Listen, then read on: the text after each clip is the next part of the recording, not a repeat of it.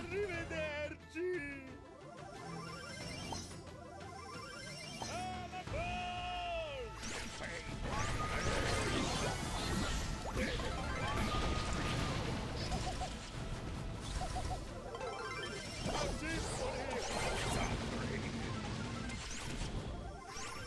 Back on track! Treno!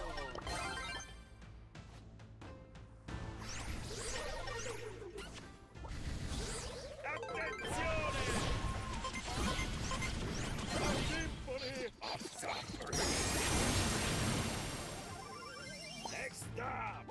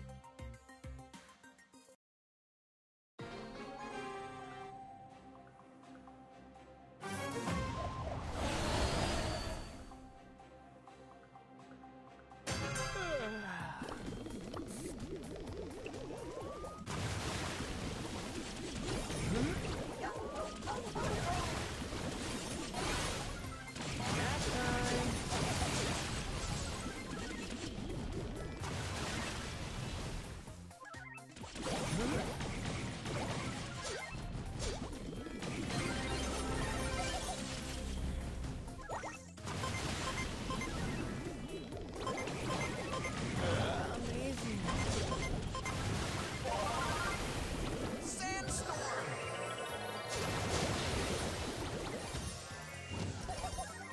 Nap time!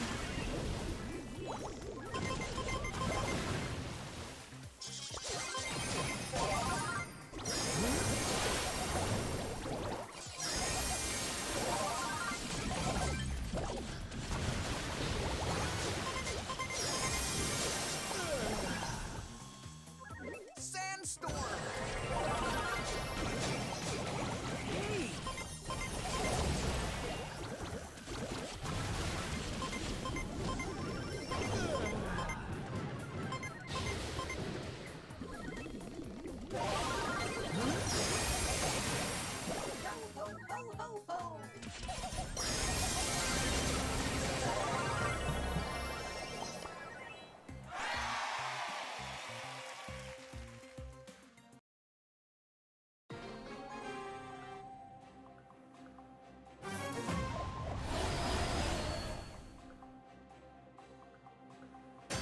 Calm down, everyone.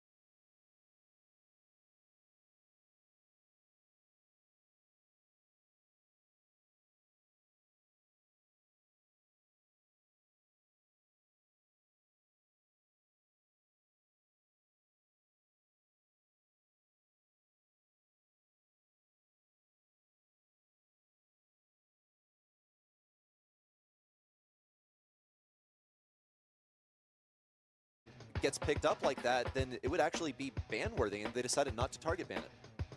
I was kind of looking out for it as well, just because in scrims, it was one of the more frequently used brawler they had. And obviously there was no Barry comp here, but it was especially used into medium range brawlers, and the ones that I had noted, Nita and Draco, top 2 on the list just because how frequently show up. I mean, they had a plan, they executed it really well.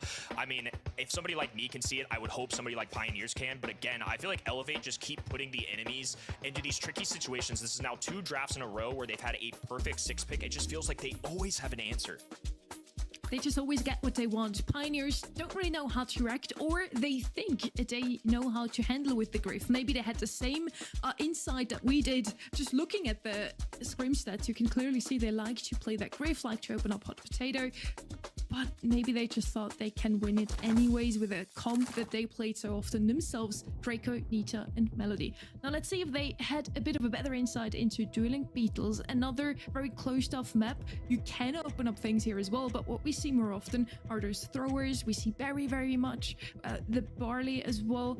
Just anything that can, put those walls to good use. We have a lot of tanks banned out. I see the Barry banned out as well. Hank is going to be left open and immediately picked up. I do like that pick.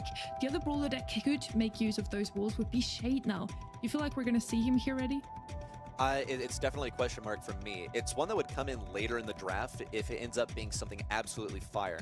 Because wall break is so popular on this map, and there's some walls surrounding the central objective, but they're not as plentiful. You still got to operate with a pretty open mid and some open lanes as well. I see this Hank pick come out from Elevate. Something that I notice is missing so far is in fact Gray.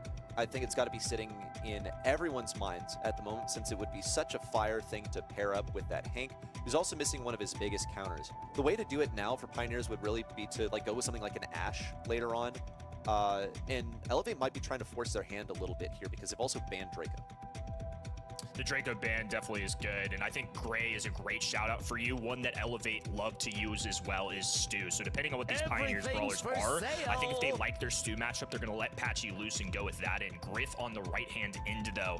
Now that they're going to open up the map, I think Shade a little less likely. I mean, they did grab Hank, so it does make it a little easier to run the Shade since naturally those 2 brawlers clash. But now I think some interesting decisions here for Elevate. They're clearly trying to open up the map on the right end, and obviously Hank benefits from those walls. So I think you have to kind of figure out your strategy here. Great could be one of those brawlers. Somebody like Jae Young has typically been an enabler in the past to try and support something like a Hank. So I think this is going to be a really interesting one to see Elevate perform. Charlie also opened one that Elevate have proven themselves quite partial to. Finks now making an appearance from Elevate. And I feel like that should be, pretty decent into this Griff over here, which I think is preempted. They don't want to face a Gray, so they're going with something that will prevent it from existing in the first place. Because you can just camp on the end of the TP, have your super ready, one-shot everyone. If you don't get it done one time, guess what? You're still working towards a hypercharge that can go through walls, so it's a really great pick here to have on Hot Zone. Also, it secures them against a thrower if they decide to go with that for the last pick. Stu, call out from you, Kenny. One that they have proven themselves partial to, one that they're going to be going with here as well as their final selection. Well, now that we see a Finks here, I feel like this is a really tough one for Pioneers to draft into, because now that these single projectile brawlers like B, who normally would do well into Hank, do get slowed down by something like a Finks super, combines really well with the Griff, of course. Somebody like Lou in the past is used, obviously banned out, so I feel like you're running out of options. In terms of top tier choices, Ashe is somebody that goes through, but they're going to go with Ems. Definitely not one I saw coming. I think this is one of those just on-the-fly decisions or something they've kept in the back pocket, because Ems is somebody that shows up occasionally, not very frequently, and we're down 2-0 here. KCP have to have a lot of confidence in this pick to make it work. This is the sleeper pick here from Pioneers. They have the Ems, and it can get control through walls as well when you're popping that super, the Caustic Charisma. Not going to be as great versus Hank, but out in the open, I see the potential. Ems is great for area control. The reason that you don't see her left open as much or, picked is because there's stuff that, like assassins that get in close range.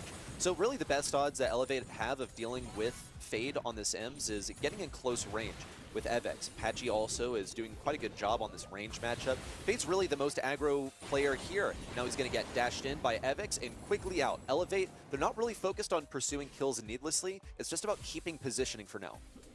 Diego Gamer, of course, relying on the indestructible walls on the left-hand side. Meanwhile, gonna let Stu and Finks in the open lane on the right. Great coverage and a nice takedown. Fade, low HP, Avex skating up the map. And now Fade will finally fall. It's a team wipe for Elevate, and they're already at 60% to the 0 of Pioneers. Ooh, but Tyrant pops a gadget, immediately profits. Now in with the hypercharge, looks for the stun on Diego Gamer and gets it back inside the cannon. And just looks to enforce this long-range matchup versus Avex, rotating over towards that lane. Meanwhile, on the left side, Patchy is going to be mirrored by Zulon. He's looking for a rotation over the right side as well so he can take on Fade. Diego Gamer also waiting for the perfect opportunity to push in. Avex is going to be a sort of entry fragger, just baiting out some of those first shots with his super also to gain positioning. But now that Elevate have been forced back into their spawn, this Ems is going to be torturous for them to face. In comes Hank on the right side looking for some shots, but it's a totally fruitless super. Not a single torpedo hits anyone. Can't take down Fade either. There's potential for Pioneers to take this one back in the 3v2. With such a tough start, though, KCP essentially have to be perfect, and even with a pretty even fight right there, Elevate are still climbing to about 90%. Super goes down, and now they're going to have to make some contact. It does, but no kills equated. Hank finally falls. Zulon fighting a 2v1. Navex will get his team all the way up to 100%. Elevate are only one game away from a semifinals. Look at the way that Elevate are playing this range matchup. It's honestly kind of beautiful, dare I say, because you see that they've only allowed hypercharges to come out pretty much towards the end of the game. Now, naturally, Bonnie is going to be a tougher one for them. They don't have really a great range matchup for her. She gets her super and hypercharge so quickly, and she also suicided to get some more hypercharge, might I add. But Pioneers, they're only getting that hyper at the very end of the game when Elevate is only 5% away from winning the game. You'll see them adopt pretty much the same thing as before. Tyrant is going to be mirrored on the left side. Avex looking for the close range versus Fade, and Patchy comes in with the finisher. 0% so far for Pioneers. Another early advantage for Elevate, already at 30%. Finks super on the right-hand end will make Zulon and Tyrant pause, and Fade just has to work this narrow left-hand side. Going against Diego Gamer, nearly impossible without rounding that corner. Of X dropping a little bit of the speed zone just to recover. Tyrant has to get a stun. They can't allow Diego Gamer to use a super. Cost him his life. Zulon with the super. Oh, and it's cut off by the Patchy super. Look at the damage that does to the chances of somebody like KCP. Pioneers now getting their first few bits of percentage on the safe, looking for a flank onto Diego Gamer, trying to keep him away from the rest of his roster. Seems to be working so far. Zulon in with the super. Didn't really get them that much value. In fact, it was providing a lot of silent pressure that's now taken advantage of by Elevate. Avex overplayed his hand, though. He'll be taken down by Tyrant, and Diego Gamer is operating in the backlines. It's been pretty effective, though, for keeping everyone off the zone. Now Patchy's able to sit in here with a super of his own, and Zulon out with that hypercharge. But it means nothing when it goes through a Finks super. A total waste of a hypercharge and the potential comeback as Elevator now at 90%.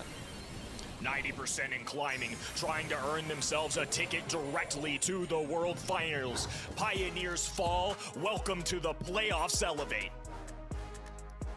These rising stars in North America, Diego Gamer, Avex, and yeah, and subscribe to Diego Gamer so he can get a visa. He's going to be packing his bags for the World Finals. They finally clinched it. Your top two in North America are set in stone. It'll be Tribe and it'll be Elevate going to the World Finals as your representatives. And I'm looking at a pretty good resume right here. They have proven their dominance here in the quarters. Not quite, actually. Elevate are the first ones to make it to the World Finals in this region. Tribe did not yet clinch it. They need to win their quarterfinal match as well. But yes, we can congratulate Avex, Patchy, Diego Gamer, and Vegeta to going to the World Finals. In a very dominant fashion, they not only make it into the semis today, but they also write history here. 7 kills on Patchy. A lot of people were actually doubting that Finks pick, I think. He made it work. Once again, beautiful draft. That Stu was just roaming around. Nobody could stop him. I think Pioneers didn't really know what to draft against them. That Ems pick is something we see so rarely. It was just out of pure, yeah, what else do we do here? It really feels like Elevate knows exactly what they want, and they seem to be getting it every single round so far, Kenny. I just think the drafting is so above and beyond. I mean, that was something I thought that we saw last month as well. I think a big reason why they were able to get that first win and why they've been so consistently successful this year. So now that they are in the semifinals, they have a real shot at being the #1 seed in this region, depending, of course, what happens with Tribe Gaming, who are only 14 points in front of them. I'm looking at that Q4 match later on in the day, but Eternal and Space Station Gaming has some high stakes as well. They really do. I'm really looking forward to that second one as well. But for now, we're still reeling from that match that we just watched. I felt like there were some tight moments, but just looking at the stats overall, it was a 2-0 in every single set. Elevate absolutely dominating. Wouldn't be too surprised if we saw them in the grand finals again. We're going to figure out later if they can clinch this monthly final as well. Their second monthly final win it would be, but let's figure that out a little later. First up, we have Eternal Esports versus Space Station Gaming. Stay tuned.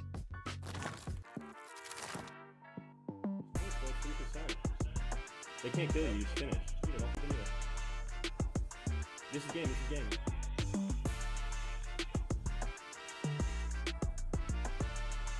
I'm the greatest of all.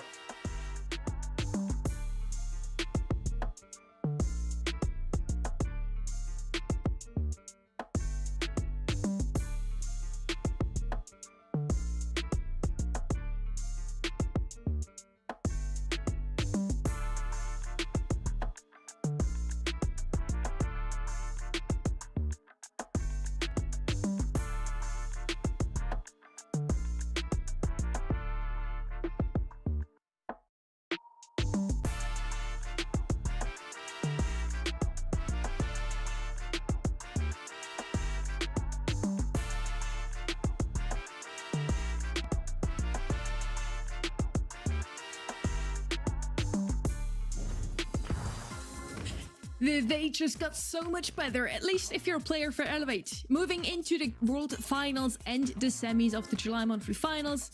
Ark, welcome to the show as well. Your first showing today, at least. What were your thoughts during that match? Did you expect them to win in such a dominant 2-0, 2-0, and another 2-0? I hesitate to say, but I kind of did. Elevate have just been a team that have just been consistently getting better and better all year long, and today was no different to that. You know, whether it's Patchy, whether it's Vegeta, they just always look like a solid unit. And drafts on point. I mean, Patchy and Griff, he better get MVP for that. Everybody watching at home had the chance to vote for their MVP again, and they chose Diego Gamer for that. Kenny, he certainly had some great showings in that match against Pioneers.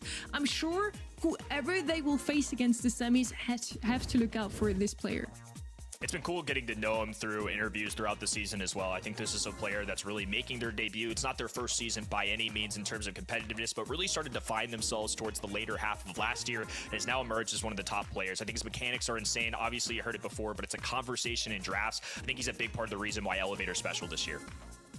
After a quick, sadly, but still incredible quarterfinal #1, we're now heading over to our second match of the day. And it's Eternal qualifying through the upper bracket. They're 8th in the leaderboard at the moment against Space Station Gaming. They themselves a little inconsistent, only qualified through the lower bracket arc. Yeah, I think it's safe to say that we kind of expected to see a bit more from SSG this year thus far, but for Eternal, you know, I'm really quite curious as to how this is going to pan out for them, because it's been definitely a rough road. Just the 2 monthly finals that they qualified to, leaving in the quarterfinal stages. Got close to 2-3 to Tribe Gaming back in March, however, but it was the qualifiers that I thought were very, very interesting. We'll touch a bit more on that in a second. Eternal has never qualified through the winner bracket before. This month they did it, and they beat no one else other than Tribe. Tribe Gaming themselves, Kenny, qualified through the winner bracket every single month. Not this month, though. It's crazy to think, too, obviously, outside of Brawl Cup, in the North American season, Tribe Gaming have lost 2 matches, and it's 2 in a row. They lost to Elevate at the Grand Finals, and of all teams, they lost to Eternal. And because of this, Eternal now get an upper bracket seeding. They don't have to deal with a Tribe or a Elevate early on. They get to deal with this next tier, which is still a tough tier. SSG are a great team, but you definitely like your odds better in this situation than you would have if you lost to Tribe and you're facing something like an Elevate early on. So on the one side, we have this team that is still hoping for a postseason. They still want to make it to LCQ. Their hopes are still alive, but they're barely holding on to them. And on the other side, we have Space Station Gaming. They are sitting at that third slot at the moment. They have that third World Final spot that this region has to offer. But it's a race between 4 teams in total now, Ark. Yeah, it really is. For SSG, they've got a clinch an LCQ spot by basically winning the whole monthly final today and have then STMN and Electros finish 5th through 8th. So a big ask realistically here for SSG for sure. It's been a relatively consistent appearance in semi-finals, but they have shown some struggles this year, there's no doubt about it. I agree with you on that. Maybe we would have expected more from them, but maybe it just wasn't their meta. As we all know, Bobby loves to play those long-range brawlers. He even tweeted about it. He misses the control style. And Kenny, what we're seeing at the moment leans more towards assassins and tanks. For sure, and obviously these hypercharges kind of buffing up our beefy brawlers mixes things up too. It would be really cool to see some more controller-oriented long-range brawlers into the game here pretty soon. And I know the Brawl Stars team work really hard in advance on things like that, so I'm sure they're listening. I'm sure they're taking notes. I'm sure we'll have some crazy stuff in the future too. They always listen, so be aware of that. Maps are in right now. Once again, we have some new maps this month. The map will get changed between June and now. And I'm super excited to see what NA has to show us on these maps here. First up is Bell's Rock. We do know this map.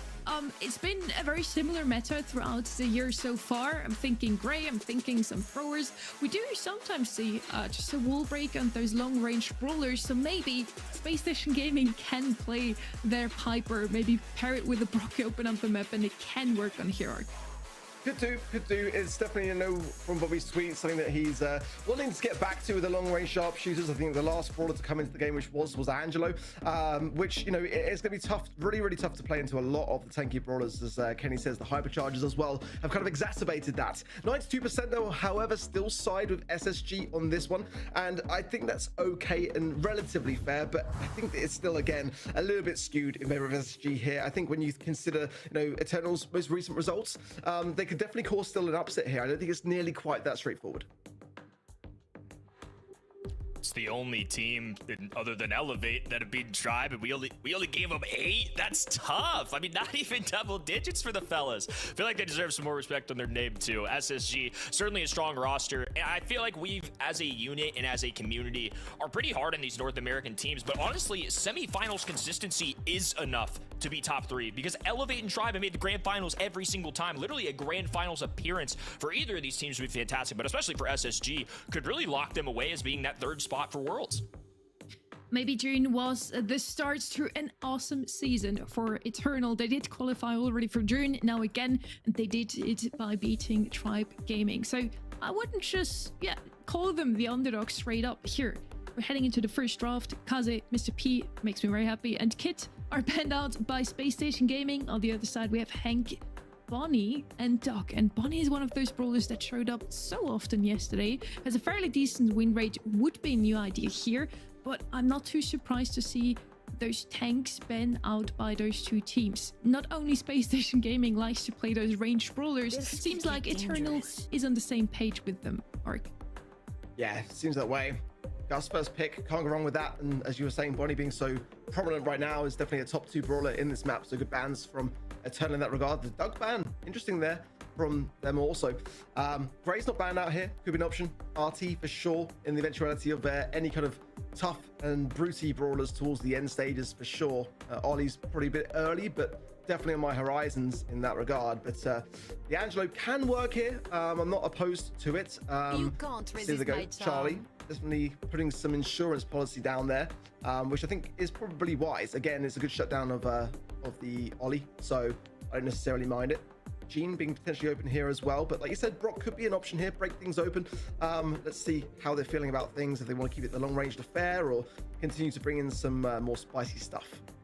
With Mr. P gone, I'm curious if Gene makes an appearance here as well. Charlie's at the top of my mind, especially after this band stage. Gus, a very stereotypical opening line here. Charlie makes a lot of sense as one of the most frequently played brawlers right now. There's that Angelo they were talking about. Having a sharpshooter on your side is always nice. They have the Charlie on their end as well, so they don't have to worry about the Spiderlings countering them out. In fact, it's going to be a pretty good way to deal with a single shot brawler like Gus.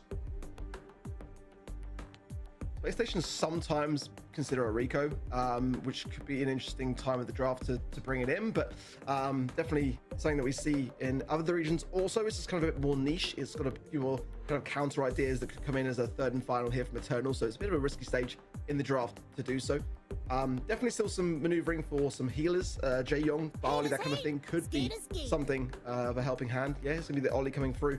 It's definitely a bold pick. Playing that into the Charlie, as that can be quite a heavy shutdown, but it's a brawler that I really quite like, especially with that Gus combo. I feel like it's going to be quite a tough thing for Eternal, especially with the Angelo to kind of land those marks, and with the little kick jump for the gadget as well. There is some evasive maneuvers, as has Angelo as well, so there is that to consider. Let's see what their third and final pick is going to be, whether they go for control or something else to kind of support this kind of tank beatdown comp.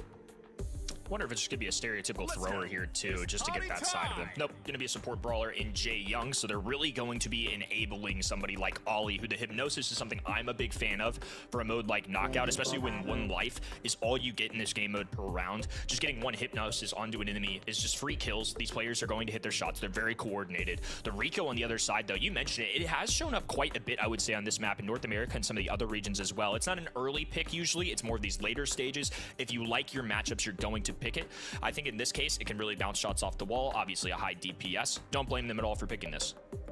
Yeah, it's one of those brawlers that you can't really pick into that final pick brawler, because ultimately we've seen just how effective Sprout is at shutting the idea down, and Space Station Gaming just didn't really have that in command for their draft. So I kind of like what they've gone for, though. I feel like the Jae-Young here definitely can maneuver the Ollie into position. Certainly there's a lot of synergy between all 3 of the brawlers that they've gone for. Let's see how they fare so far, as Alianis on this Rico does make me a little bit concerned for SSG. You're going to be very cautious to not feed into him. With all these walls up and no wall breaker on the side of SSG, it's definitely a prospect where he's likely to get more value than not. Ooh, that Ollie there. Very close. Bobby's going to heal back up now with the help of Jae-Young too, but that was a close call. Now they're all pinned to this top right-hand side. Speed going out for Sands, though. Trying to extend their territory. Alianis has the bounce shot and benefits from all these walls staying up. Frixie from a distance can operate against Tachino in a duel on that right-hand side. For now, Eternal are going to have to back off. SSG really holding their own. Yeah, so good so far. There's the cocoon from Petrucius, and oh, Sands comes out to his demise. Petrucius will survive and probably heal up as well. Probably going to jump in as well. It's going to be a bit of a wasted gadget, however, which he'll have to get back on the cooldown, but pretty easy pickings towards the end for Eternal there, and the first round goes their way. Nicely played. Blue side going to be picking up the first, as Gus once again will be battling with Angelo on the right-hand side. Batuches from a distance has the yo-yo going up and down while Sands works the speed. Towards the end games, I would expect Sands to be playing alongside his teammates a little more. That Jae-Young and Ollie combination is something we have to look out for. And now that Bobby and him have supers, I'm sure it's something that they're going to want to activate, especially when that fog starts to move in. Yeah, and in that regard, Chino really needs to have a shield to be able to hand over as well. That's kind of what SSG are waiting for. Eternal are starting to push forwards ever so slightly into mid-control now. Hypercharge is available for Patricius. Alianis pops this early and get by Shino as well. That's huge. Bobby jumps with the hypnosis as well. Does manage to get a pick up, but then will slightly fall as well. One loose Rico ball was all it took, and now Sands is going to go down very, very swiftly. And Eternal made that look quite swift, and they gained that first game. Already. A little excitement coming on the player cams. Love to see it. The emotions showing early. Eternal are a team that aren't ruled out of a postseason, but they are essentially going to have to be perfect over the next 2 months. And that's a really tall order, especially in a region where we've had the same 2 grand finalists every single time. SSG, we're going to be more and more desperate as the months move forward as well. We're just running out of time and opportunities. And now, Space Station Gaming gonna have to reset here in game number 2 of our opening set. Try and find something, because in game number 1, it didn't really equate to much. Yeah, just struggling with the amount of range. Again, Alianis is playing a fantastic Rico in the mid, and more often than not is the first person to draw blood. Sands coming in, the Weekend Warrior, almost followed up with a second shot onto Alianis there, but didn't quite connect. And Trixie does fall a little bit low, but nothing too dangerous. The other side of things, Sands having to heal up quite substantially there. Post call for him as well. And SSG just don't really seem to be finding their rhythm right so far. Ooh, Chino holding on. Alianis was very close to going down. Bobby will pop a gadget, try and hop his way to the right hand in to force Frixie away, but Batuches, relentless. SSG now clustering together in the mid. Frixie going for gadget, makes contact with Bobby. Now on the back lines, SSG have to find a way forward. The fog is going to close them in. Gadget being popped for Sands. Alianis with the bounce shot. Sands pierces, finds one. 3v2 situation. Bobby hops in with the hypnosis, and now Eternal will be down to just 1 member. And the second they pop out of that cocoon, they are going to be in trouble. And nicely done for Chino now having the shield. Some potential doors being opened here for SSG. And immediately, this gives them slight edge, to be honest. Having these things so early can make a world of difference. I love that gadget as well from Bobby. Really was a difference maker to secure the kill onto Frixie. And allow his teammates to helping hand the situation. But again, it's Eternal having this mid control that always seems to be repetitive between these rounds. And they always do a good job of maintaining it for the most part. Let's see though. SSG are behind in the games. They do need to start to claw this one back and make it a bit more even. Finding their rhythm somewhat. Missed super death from Alianos. That could prove costly. Nice dodges there from SSG, so Bobby will move up the middle of the map. Sands left-hand end has the speed available. Frixie just holding his own on that right-hand side. It's been a long-ranged affair, and on the left-hand end, Charlie and Jae Young going back and forth, now getting together here. Heals going out for Bobby. He's going to start moving his way, hovering over this super button. Alianos with a hypercharge, though, brings down one. Bobby has to be perfect, will be cocooned. Frixie there to line up the shot. And he's going to pop out of this cocoon in a world of hurt. Down goes Bobby, up goes Eternal in a round. What a Rico super. Just brutal. And Eternal now, one round away from the set. Really, really clean, got to be honest. And for SSG, I feel like this comp is just not really their playstyle, as we already saw from that tweet from Bobby. He'd much prefer to be on the Piper in these kind of scenarios on this map specifically as well, but the meta just does not cater towards it. And that's the problem. Now, on the back lines, yet again, as Eternal get stuck into this mid. Sands and Chino just trying to get something to whistle things down and certainly survive on. That's the thing that SSG have been struggling so far to do, is surviving the later stages of the game for the gas to come in and helping hand and close in on their opposition. Bobby taking shots as well. Frixie bring up too far away from Super now, getting it immediately off that one shot as well. So bad news already for SSG. Oh, and a nice dodge there, much needed, but Frixie still comes away with the kill. 3v2 situation. Sands in a world of hurt right now. They have to get some kills, but Tuches lands one though. Frixie charging up the shot, knocks the arrow, and the second he pops out, down he goes. Chino, low HP. Rico Super will clean up the rest, and Eternal will grab set one. Just great synergy between the Charlie and the Angelo. It just makes so much sense. Cocoon your opposition, charge up your shot, and just time it. There's no chance of a return fire from SSG. And that was really, really quite convincing. I mean, just SSG just didn't really have much to say for themselves. It was almost ironic after we had hyped them up, their long-range capabilities. We see Bobby on an ollie. We see two support brawlers at his side. None of those long-range brawlers we were talking about. On the other side, we have sharpshooter Angelo, freshly long-ranged Charlie, and the Rico, and it worked out better. So maybe they should have went back to the roots and play what they, according to Twitter, feel so comfortable with, Kenny. It's really interesting. I feel like there was just constant pressure coming out of Eternal, and those DPS numbers kind of back that up. SSG grabbed some kills, but obviously not enough to win a game. Just felt like Eternal had positioning for most of the time, and until those in-games where the fog really forced them to move forward, we didn't see too many big plays out of Ollie. We just saw a lot of Alianos bounce shots, but Tuches putting people in cocoons, and Frixie there to just line up the rest. I thought the execution as a team holistically was really good. The synergy was there, and that's something you love to see, especially from a team that really has to play their best the next 2 months if they want a chance to go to the playoffs. Especially from a team that, how many votes did they get? 8%? I love to see criminal. that. That they are proving us all wrong. We also said that Space Station Gaming should take that one. Just looking at the previous months, they are the obvious choice, but things can change. And now we still have the double point season going on. We still have so much on the line. As mentioned, 4 teams are currently fighting for that last World Final slots, that third one. Everybody's just 30 points apart. It's so tight in NA. So even a team like Eternal can take this situation and turn things around, still make it to LCQ. It's just a wonderful story arc.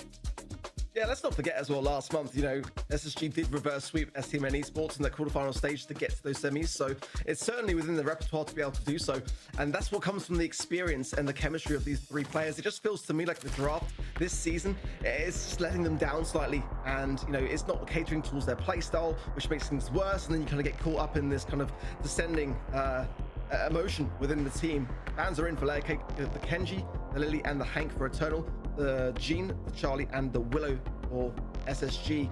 And let's hope this time round they get a better draft of things, because if they don't, Eternal could be running away with it. Who I'm always looking out for in a map like this one is either a brawler that can make good use of those walls, like the Shade, where we see a lot of Gray, Charlie, and Lumi. Of those three brawlers, only the Charlie is banned out, so wouldn't be too surprised to see Gray and Lumi come in later on. I do like the Shade first pick here. It's a very aggressive pick though, and sometimes a little bit risky to go in with a tank pick as first pick, Kenny. Yeah, I mean, Shade escaping the ban stage is a little bit of surprise, especially on this map. So I think if you're SSG, you have to kind of have a calculated approach of how you deal with Shade. Ali is just going to be a strong brawler. I don't know if this is necessarily to hard counter something like a Shade, but traditionally somebody like Hank can do pretty well, obviously in the ban stage here. Jackie can do well on this map. And I've seen Doug start coming out, and it's kind of similar logic as somebody like Jackie, right? Lots of health points, can still pierce their wall, takes a while for Shade to get a takedown, or with the super can just come back to life. So I'm kind of curious how SSG approach this. I like that shout, honestly, because Jackie's a good counter to Shade, and I think Doug, that pairing, does a very similar idea, and it's definitely up SSG's sleeve in that regard when it comes to their picks. Lou going to be in the back pocket as well. I'm sure it's the best counter to the Shade so far, but certainly for any potential tanks that could arise later on, certainly for me, the Kaze is a prime target of that kind of repertoire on the side of Eternal here. But you know, I feel like the Shade is a very early stage in the draft to be able to pick it, honestly, and that's kind of why I felt like Sans was looking a little bit confused, because there's plenty of time to kind of get something together, which may be, you know, a trap being laid out here by Eternal. Let's see what they want to follow up with. Certainly Mr. P does spring to mind a little bit for this region in this scenario here. It's going to be the Kaze, yeah, and I feel like that's going to be definitely a tough thing for the Lou to hit, but if they can get that freeze over time and stun her out, it does give them that little bit of grace on the side of SSG here. The Gray is open here as well, which could be an option potentially here, or throwers potentially for also more control. But you know, certainly that Shade, it's my favorite brawler on this map. The question is it too early in the draft to get away with it? Yeah, I wonder if it's something like a Jay Young here. Oh, okay. So Mr. P coming through. I thought maybe they would lean towards support given how aggressive of a composition that they opened with their starting line. Kaze's a tough one to pass up on. I feel like Shade kind of similar. It's a really good brawler, and that hypercharge is lethal. And now Mr. P, the one thing I will say though is if they do end up wanting to go Jackie, they've got Lou. The ice rink can knock Shade out of walls, so that's one thing to keep an eye of, and probably part of the influence for that. The spawners are tough into Lou, but somebody like Jackie can just absolutely annihilate some porters. So I feel like that's something that's definitely on their mind, right? I'm not sure what they're going to end up going with here for sure, but I definitely don't think you rule it out. Yeah, I just feel like that's your safest bet. It's the best way to deal with Shade, and the Mr. P doesn't scare me off from that. Yeah, I like the Jackie pick for sure. You know, it's definitely a strong answer to the Shade, but I do worry a little bit in regards to the Kaze and the Mr. P. I mean, Eternal have got a 65% win rate in scrims with both of those two brawlers. That's quite scary to me, and you know, the fact that they've been able to get a comp that they feel very comfortable with. The Shade wasn't even one that they scrim with, so that's clearly a back pocket pick which they're holding back on because they don't need to even show it in the data. They can just literally tear it down. And yeah, I'm really quite worried. I do like the Space Station Gaming draft. Do not get me wrong. I mean, it's Ali. It's a Jackie counter to the Shade. Nothing wrong with these brawlers at all for me. It's just simply whether, you know, have Eternal just been given and gifted a comp. We'll find out. Mr. P has certainly been a popular one in scrims this week for North America. It was a little bit of a surprise pick, I would say, throughout some of our other regions. Now Sans diving in, though, straight out of the swamp, and will go down. Alianis there to clean up rather quickly. Now that Eternal have a lead, they take their 1-star, and they walk it on back. They're not worried about the offensive. They're going to get a free kill out of Bobby, though. That seemed like an overstep. Yeah, very much so for me. And the more that Eternal can just gather up that utility, get those portal spawners down, it will definitely help their situation in this back spawn side. Sans is definitely dangerous, no doubt about it. Surely you want the Lou on defense rather than offense, so that's the thing. Alianis is lurking, invisibility, and he finds the pickup as well. 4 stars above his head. Trucius with that blue star also. And Eternal, they're just sitting back, relaxed, all cool, not really bothered by the situation, just allowing SSG to push in and fall. The patience being demonstrated is so good. And they got their 1 kill that they needed, and they only need 1 star at the end of the day, but I feel like SSG have fed them a little bit of a lead here. So now 5 stars going to be the separator. Sans has plenty of room to operate. Of course, Ali can go over that water, gets the little bounce instead of the swipe that you see there. Sans popping a gadget, though, trying to get quickly over to this left-hand side for a flank and make them focus on multiple brawlers. They bait out Alianis to use a hypercharge. That's nicely done. However, it contacts with Bobby. Beautifully pierces him. Chino responds. 8-6. Now only 2 stars separating. Batuchis on the prowl. We'll think better of it. He has the blue star. If they give him up, it's a loss for them for sure.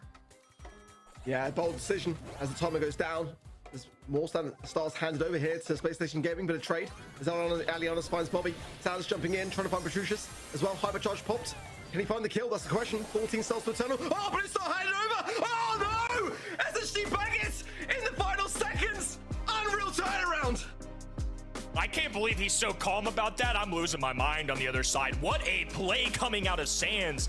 Lethal assassination coming out of our newest brawler. Great demonstration of what Ali can do. Hovering over that water, getting the hops just in time. I mean, for Christ's sake, Shade can go through walls. So the fact that he was able to land those shots was huge.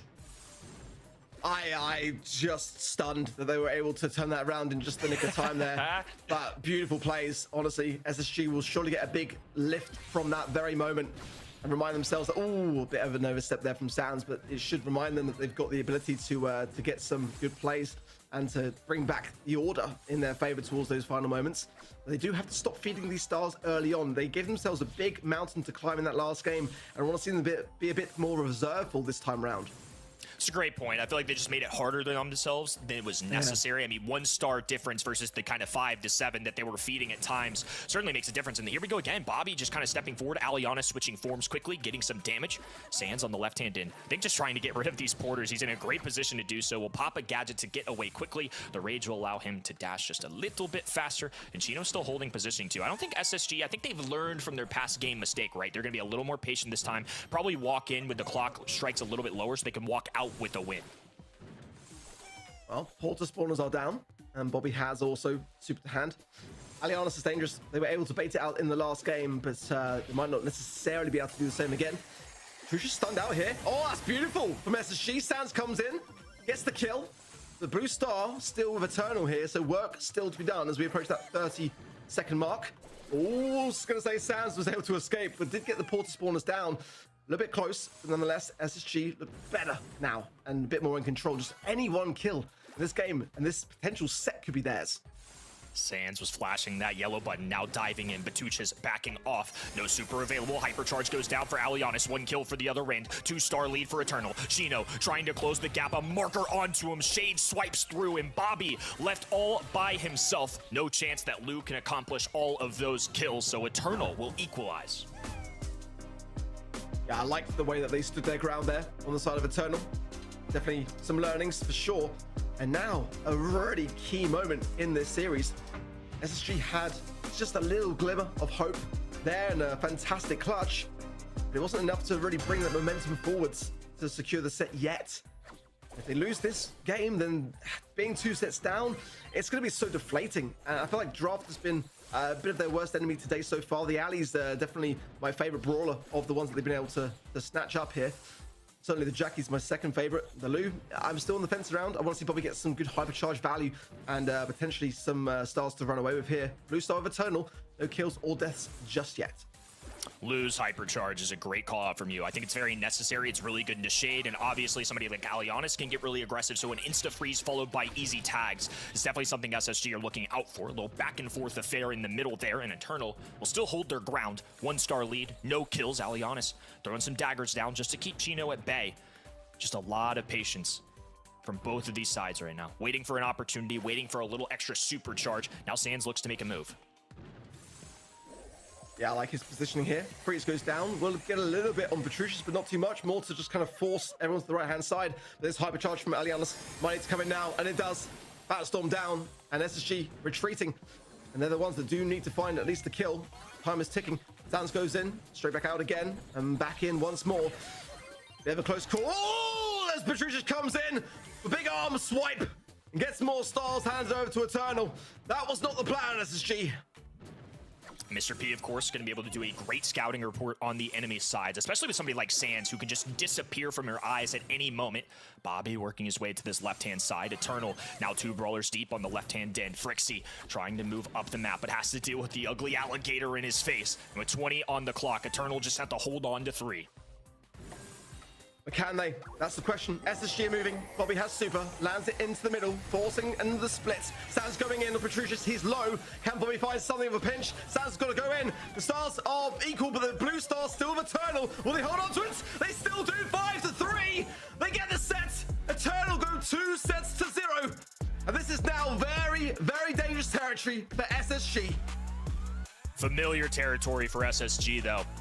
But each month that passes, it becomes more and more crucial that they get the job done, making a reverse sweep happen here.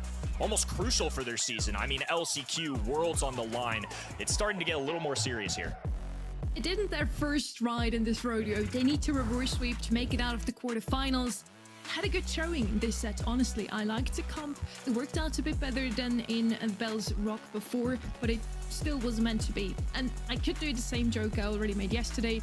It's been the biggest meme of yesterday's show that whenever somebody picks Mr. P, they just lose. I'm not gonna say it. They had a great showing. The Mr. P did its part. But yeah, it just wasn't enough in the end arc. But it was quite effective, though, into the alley. I felt like Sans had to, more often than not, allow his teammates to pick up that portal spawner. And with the gadget pop as well, it turns into a bit of a beefy boy. But I think for me, it came crumbling down with the loop pick. It just didn't really kind of seem to do much for me. I felt like the Jackie was at least deterring the Shade across to the lane of the alley, which then gave Sans some value. But Alou I just didn't see where it kind of fitted in, whether they were kind of expecting something else or just didn't really kind of make too much sense to me. Yeah, a very interesting graph from both of those teams. I can't wait to see Triple Dribble now. We used to see a lot of Shade here as well as Hank, just anything that can make use of those walls again. A lot of throwers as well. Maybe we're gonna see Lou on Triple Dribble or something like that here once again. And they seem to work out, so why not, Ark?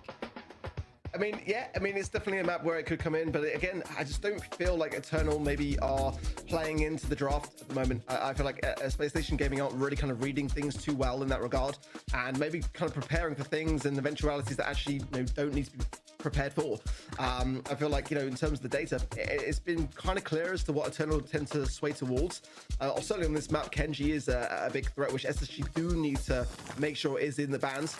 And Lewis, one of the top picks for SSG. So if Eternal ban that, then that might be a bit of a kryptonite situation. Certainly the ball here as well, Lumi as well, can definitely have some very good results on this map. Willow as well, you see that quite banned often, as again the mind control can lead to potential own goals even. So good to see the alley ban already with the Hank and the Lumi, and on the side of Eternal, the Shade, the Poco and the Barley. Do you see some throwers banned out already? First pick is with Eternal again, and they pick the other good thrower on the map, Willow. I do feel like she's the strongest thrower on Brawl Ball at the moment. Great at defense, great also at just making her opponents shoot own goals, which you don't want that to happen, do you? But Space Station Gaming can now follow up with something to just try and counter that Willow. Something like a Hank and Shade would be awesome, but both of those options are banned out, Kenny. Yeah, Draco comes to mind as well here as one of the more popular brawlers that's also very good. Makes sense as a goal scorer, has an indestructible gadget. Willow is just a safe early pick just because you can ensure that you can take over those aggressive brawlers on the other end. You talked about it, but the defensive mechanism that Willow has is one of the bigger reasons. But because Willow and all these other tanky brawlers have shown up, Larry and Lori have started getting back in the mix a little bit more, and especially when you look at the ban stage. No longer do they have Barley, they don't have Willow, and maybe you could go with the berry comp, but the poison from Willow probably strays you away from that a little bit. So because of that, I think a lot of teams have come to the conclusion that Larry Lori is a legitimate option here. I love your Draco shout, and I'm just kind of a bit confused why SSG didn't go for it. They've gone for the Kaze. Definitely not a bad brawler to have, but I prefer the Draco for sure. There's going to be potentials here for Charlie, for Chester, here for Eternal if they want to have something of an insurance policy. Jae Young as well, definitely going to be a consideration for sure. But this Kenji, are they going to be picking it in knowing that SSG have got that final pick? That's the question here. It's one of their top brawlers. Yeah, exactly. It was there for SSG. They got on the Kaze, so we really need to see this Kaze pop off Space Station Gaming, because I think that Draco in this current form with the hypercharge now, it's a bit of a no-brainer. One brawler I'm going to look out for SSG as well is going to be the Bull on that 6th pick, depending, of course, on what Eternal does on this left-hand side. But I think a shotgun brawler and somebody that's a little more popular nowadays on this map could be the solution. Gray was somebody I believe you mentioned earlier, too. If they want to pull off some teleportation shenanigans, that could be a choice here, too. Amber. Okay, so just going to take the approach of consistent damage onto that open lane. If the walls don't go down, though, I think it will be a little tricky here. But obviously, they've got Willow and Draco, so they're not looking to remove anything into the Larry and Lori or the Kaze. I think this last pick, obviously a really important one for SSG. One of the more important ones, I would say, of their entire year, considering that Eternal have drafted really well, played really well, and SSG just got to get the ball rolling here. They currently are in position to hold a postseason slot in this region, but going down in the quarterfinals here, catastrophic for them. Absolutely agree. Could be Bull, could be Charlie, Lou. That was one of their higher player brawlers. Yeah. Again, the win rate's fallen though, hasn't been too kind. And you know, pairing the Draco and the Amber. I mean, you know, the Amber is the answer to the problem that is the Draco, and they backed both on the side of Eternal. I think they've just been out-drafted on the side of SSG here. I mean, every set really. Eternal are just not skipping a beat in that regard. They're so well prepared for this, and it just feels like SSG have been constantly just trying to catch up every step of the way. I've got faith in this, Lou, in the sense that SSG feel quite comfortable with it. But again, whether it's been getting the results that warrants the pick, that's the kind of reservation that I have here. So far, though, Sands clear up that right-hand side, allowing Bobby to push forwards. Or push through to Sands again, and a little bit of a measly attempt shot on goal there. I didn't really think it was going to do too much. Maybe it was just a positioning idea, but so far, SSG now going to have to reconsider their positions, and Eternal fighting back for that mid. Now Sands, backline, dribbling, dashing forward right at Batuchez's face. Will claim him immediately. 3 brawlers standing for SSG. Bobby rushing it up the middle of the map. Chino flanking Sands up in the enemy lines, and is an easy walk forward. SSG, first team on the board. That's more like it, and we need more of it. And Sands on this Kaze is definitely giving me a lot of hope. He's playing those assassination brawlers so well. Elianos now dribbling the ball forwards. Frixie has got the mind control, and that's definitely a scary prospect. Hypercharged out for Sands. Now Elianos is going to be blind. That's why he passed the ball straight to Sands, and Sands always been a break for it. Should be a defense here, but Elianos not going to stop there. Oh my word! The Dragon's Breath! Everyone burns down! And it's going to be an easy goal for Eternal. An equalizer as quickly as that.